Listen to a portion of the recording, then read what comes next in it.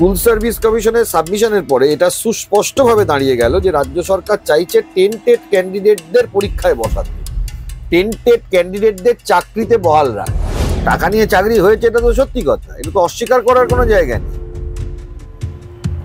এখন রাজ্য সরকার তারা মুখ খুলে দেবে, বাজারে মুখ খুলে দিতে পারে, সিবিআই এর কাছে মুখ খুলে দিতে, সেই জন্য রাজ্য সরকার এটা চাইছে। আমরা এক্সপেক্ট করেছিলাম যে রাজ্য সরকার সুপ্রিম কোর্টের রায়ের পর অন্তত কিছু সঠিক কাজ করবেন, কিন্তু সেটা তো আমরা কার্যক্ষেত্রে দেখতে পাচ্ছি। তো আমার যেটা খারাপ লাগছে, এই প্রচেষ্টা করতে গিয়ে না আরো ভয়ঙ্কর বিপদের দিকে আপকামিং জেনারেশনরাও পড়ে যাবে, আবার প্যানেল বাতিলের দিকে চলে যাবে।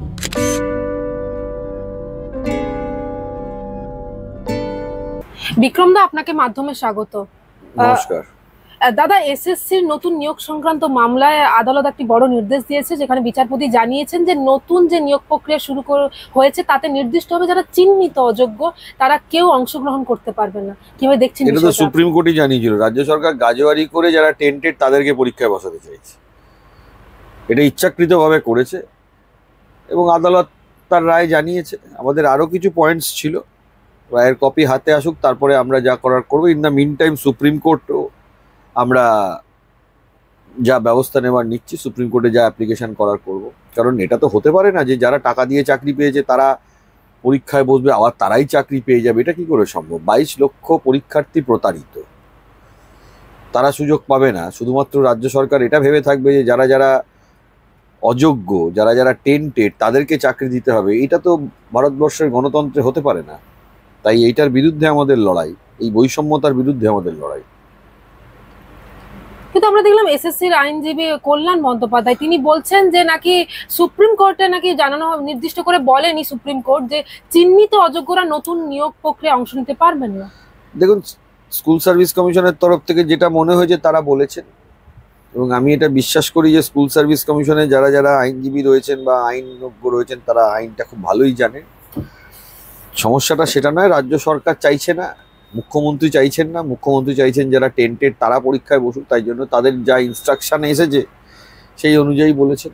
নাকি উনি তো বলছেন যে যাদের শুধু কি বয়সজনিত ছাড় ছিল না, বাকি নাকি তারা পরীক্ষায় বসতে পারবে। দেখুন, সেটা বলেছেন রাজ্য সরকারের মুখ্যমন্ত্রী যে নির্দেশ দিয়েছেন বা রাজ্য সরকার যে ইনস্ট্রাকশন দিয়েছেন তার উপর বেস করে আইনজীবীরা সাবমিশন করেন। যারা যারা সরকারের হয়ে দাঁড়ান তারা তো আর নিজের সাবমিশন করতে পারেন না, রাজ্য সরকারের তরফ থেকে যে ইনস্ট্রাকশন দেওয়া হয়। দেখুন, বাজারে অনেকে অনেক কথা বলতে পারে, যেমন আমরাও যা দাঁড়াচ্ছি আইনজীবী হিসাবে, আমার যা ক্লায়েন্ট তার ইনস্ট্রাকশনে আমি মামলা করছি। তাই স্কুল সার্ভিস কমিশনের যেটা ইনস্ট্রাকশন সেই ইনস্ট্রাকশন অনুযায়ী তারা সাবমিশন করেছেন।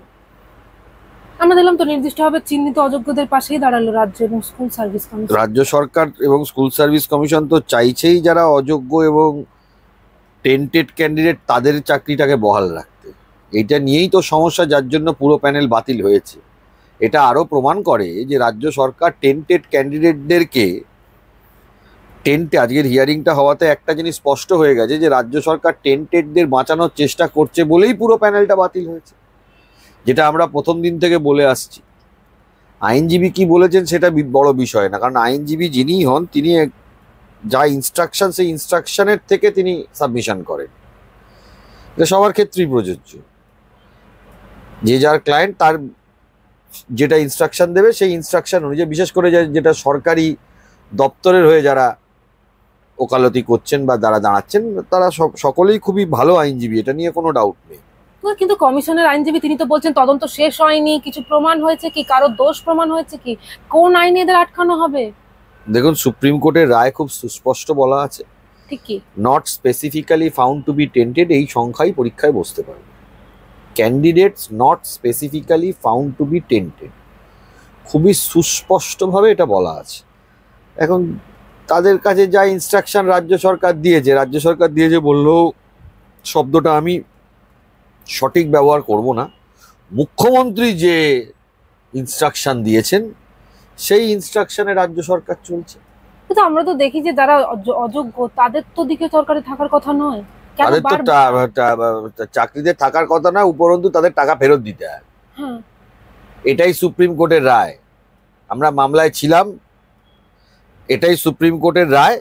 এখন রাজ্য সরকার আবারও সেই যে অযোগ্যকে গুলিয়ে দেওয়া বা অযোগ্যদের বাঁচানোর এটাই রাজ্য সরকারের প্রচেষ্টা, যে প্রচেষ্টা বারবার ব্যর্থ হচ্ছে। কিন্তু আমার যেটা খারাপ লাগছে, এই প্রচেষ্টা করতে গিয়ে না আরো ভয়ঙ্কর বিপদের দিকে আপকামিং জেনারেশনরাও পড়ে যায়। ঠিক কিভাবে?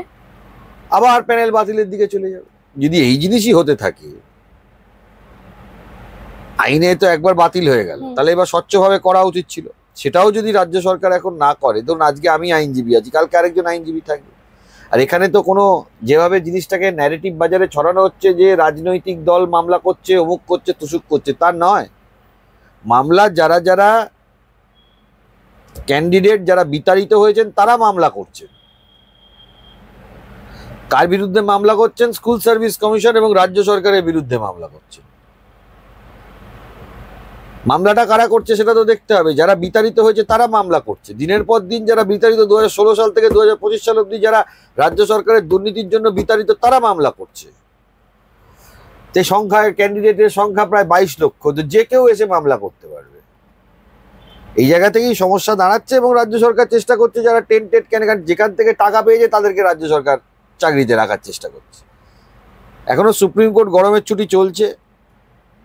সুপ্রিম কোর্টের তো অবশ্যই সুপ্রিম কোর্টের নজরে আসবে, আমরা নিয়ে আসবো সুপ্রিম কোর্টের নজরে। এই জিনিস তো চলতে পারে না। একটা ভবিষ্যৎ প্রজন্ম ধ্বংস হয়ে যাচ্ছে এবং তাদের নিয়ে খেলা করে যাচ্ছে রাজ্য সরকার। বললে রাজ্য সরকারই করছে, কিন্তু আমার সুস্পষ্ট যেটা বক্তব্য, মুখ্যমন্ত্রী নিজে করছেন। বাকি যারা আপনার এডুকেশন মিনিস্টার আছেন, এগুলোকে কোনো ধর্তব্যের মধ্যে ধরাই উচিত না, কারণ এনাদের কোনো সেও নেই, এনাদের কোনো কথাবার্তা কোনো ইয়েও নেই। আজকে যেভাবে অযোগ্যদের পাশে দাঁড়ালো সরকার এবং এসএসসি, সেক্ষেত্রে কি সরকার বা এসএসসি আদৌ সচেষ্ট যে নতুন করে যে পরীক্ষাটা হবে এসএসসি বা নতুন করে নিয়োগ? দেখুন, এটা সুস্পষ্ট হয়ে গেছে যে রাজ্য সরকার বেসিক্যালি চাইছে অযোগ্যদের বসাতে এবং তাদের চাকরিতে বহাল রাখতে। এটা সুস্পষ্ট হয়ে গেছে, যার জন্য এত যোগ্য সংখ্যায় যারা ক্যান্ডিডেট রয়েছেন তাদের সমস্যা হয়েছে। এটাতে কারোর দোষ দিয়ে লাভ নেই, এখানে একমাত্র রাজ্য সরকারের জন্যই হয়েছে। এই সাবমিশনের পরে রাজ্য সরকারের এই কোনো আইনজীবীর ব্যাপারে আমি কোনো মন্তব্যই করব না। রাজ্য সরকারের হয়ে যে আইনজীবী দাঁড়াবেন, যে যত পারদর্শী আইনজীবী দাঁড়ান না কেন, তাকে এই সাবমিশনই করতে হবে। রাজ্য সরকারের এটা ইনস্ট্রাকশন। তাই আইনজীবী সম্বন্ধে আমি কোনো মন্তব্য করবো না। কিন্তু মন্তব্য যেটা করার বিষয় সেটা হচ্ছিল, আজকের স্কুল সার্ভিস কমিশনের সাবমিশনের পরে এটা সুস্পষ্টভাবে দাঁড়িয়ে গেল যে রাজ্য সরকার চাইছে টেন্টেড ক্যান্ডিডেটদের পরীক্ষায় বসাতে, টেন্টেড ক্যান্ডিডেটদের চাকরিতে বহাল রাখতে। ঠিক কেন? তাদের থেকে টাকা নিয়েছে, তাই টাকা নিয়ে চাকরি হয়েছে, এটা তো সত্যি কথা, এটা তো অস্বীকার করার কোনো জায়গা নেই। এখন রাজ্য সরকার তারা মুখ খুলে দেবে, বাজারে মুখ খুলে দিতে পারে, সিবিআই এর কাছে মুখ খুলে দেবে, সেই জন্য রাজ্য সরকার এটা চাইছে। এবং যেভাবে আজকে নির্দিষ্টভাবে একেবারে বলে দেওয়া হলো, মানে বলে দিলেন বিচারপতি যে যারা চিহ্নিত অযোগ্য, কেউ যদি ইতিমধ্যে আবেদনও করে থাকেন তাহলে তা বাতিল হিসেবে গণ্য হবে। অবশ্যই তা হওয়া উচিত, সেটাই তো সুপ্রিম কোর্টের রায়। আমরা এক্সপেক্ট করেছিলাম যে রাজ্য সরকার সুপ্রিম কোর্টের রায়ের পর অন্তত কিছু সঠিক কাজ করবেন, কিন্তু সেটা তো আমরা কার্যক্ষেত্রে দেখতে পাচ্ছি না। এবং এতে আরো করুণ পরিস্থিতি হবে যারা ভবিষ্যৎ প্রজন্ম তাদের। কেউ হয়তো বুঝতে পারছেন না আইনের এত কিছু, কিন্তু ভবিষ্যৎ প্রজন্মে আরো জিনিসটা ক্ষতিকারক জায়গায় চলে যাবে। সুপ্রিম কোর্টে ঠিক কি কি জানানো হয়েছিল যদি আরেকবার বলেন? সুপ্রিম কোর্ট খুব স্পষ্টত বলেছিল যারা অযোগ্য তাদের টাকা ফেরত দিতে হবে। টেন্টেড ক্যান্ডিডেট কারা কারা পরীক্ষায় বসতে পারবে, সুপ্রিম কোর্ট খুব স্পষ্টত বলে দিয়েছিল যারা persons those who are not specifically tainted candidates তারা বসতে পারবে। মানে পুরো 22 লক্ষর মধ্যে যাদের বিরুদ্ধে অভিযোগ নেই বা যারা নন টেন্টেড ক্যান্ডিডেট তারা পরীক্ষায় বসতে পারবে। হ্যান্ডিক্যাপড বা এই জাতীয় যে ক্যান্ডিডেট যারা আছে তারা কন্টিনিউ করবে যতদিন না নেক্সট ফ্রেশ সিলেকশন প্রসেস হয়। আর সোমা দাসের চাকরিটা সুপ্রিম কোর্ট প্রোটেকশন দিয়ে রেখেছে। সোমা দাস, এই ছিল সুপ্রিম কোর্টের সুস্পষ্ট রায়। পরবর্তীকালে 17 এপ্রিল রায়ের কিছু বদল হয়,